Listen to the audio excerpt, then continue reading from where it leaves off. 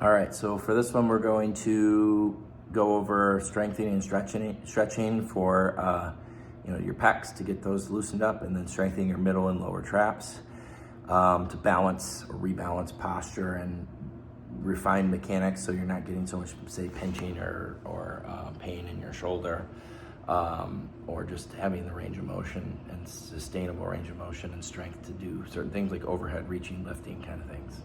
All right, so here we go. We start with stretching, and then we're gonna do some strengthening, and then tying it in with some functional activities. All right, so I'm gonna start off. You can use a countertop or a table, or use the ground for some of the strengthening things, but either a countertop or a wall for stretching, and then either the ground or a bed, or just leaning over a table or counter for strengthening.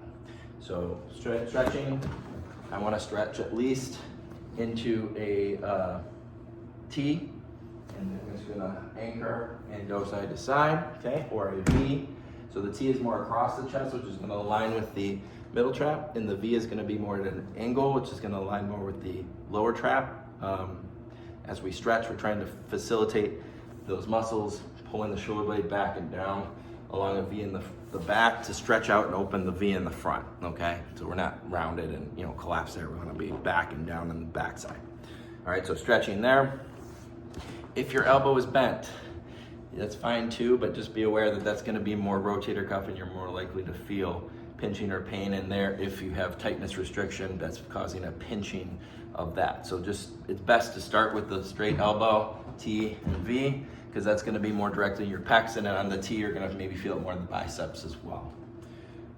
So once that's kind of stretched out, we can start focusing on strengthening. So again, think about, you can use just one arm at a time if you want for this. I'm going to stabilize here, and I'm going to bend my knees and sit in my hips, so I'm more leveraged and stable and balanced. And I can work here, again, straight arm. You can work here. Okay, you can cheat a little bit by turning your head and rotating here. It's not really cheating because it's more functional, and you're not really putting it where you don't want it. It's just helping out a little bit more from those other areas of your body, which also might need some work. Okay, and then we can add weight to advance that, which even a couple pounds here. This is 2 pounds.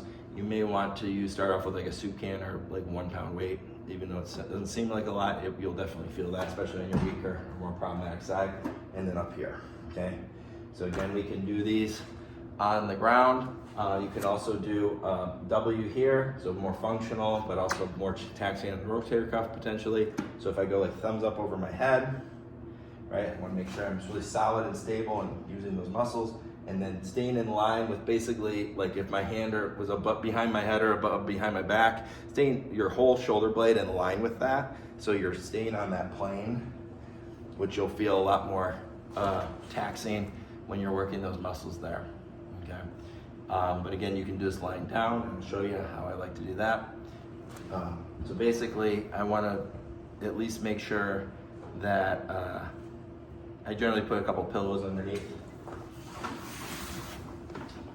like this, so that my head isn't mashed into the ground, okay? And then I like to tuck my toes under and go into a plank. You don't have to do that. You can go knees down here if you like. But basically you're gonna have to, if you do 2 hands up, you're gonna have to hold your own head, which is also a lot more challenging. So you can go into like a pseudo plank here, supported plank. Try to keep your core engaged though, as if you're fully in a plank, if possible, glutes and core. And then having one arm out here, look straight down and stretch to the crown for all these. And then kind of working through like so. Slow, controlled, and shouldn't be too painful.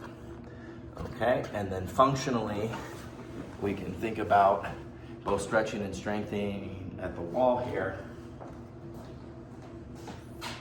So I can slide, leverage, and lift off through my body, or can stretch that way, like so, anchoring my hip back, headlights, taillights kind of thing, or just shift, lift, and lift.